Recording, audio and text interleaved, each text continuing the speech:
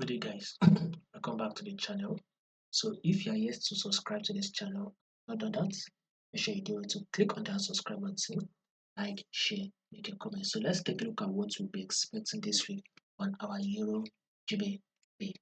Now, to get to those of you that are yet to follow the Telegram channel, I'll put the link to the Telegram channel in the comment section. So follow to stay updated.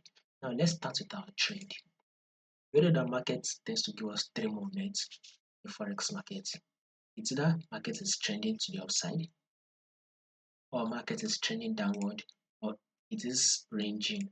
So we clearly can see that we are currently ranging within this level. That is on our current trend. But if you have to zoom it out and look at it on the full bigger trend, it is trending upward. So this is high. That is the impulse move.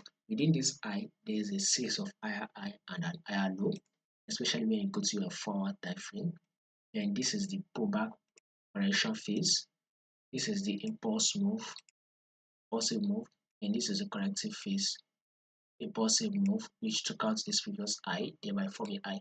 Now there's a ranging net currently playing out here. So overall trend is an uptrend. Our current trend is a ranging market move.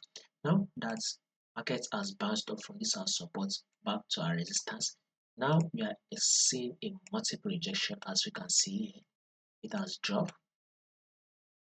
It gave us a lower high, it gave us a lower low, and here comes the lower high. Market is literally rejecting from this level, which is the supply zone.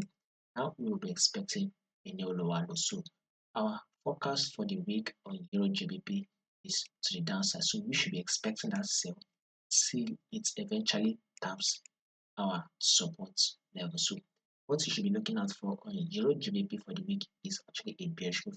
If there's going to be any changes to this, I will give you guys the update.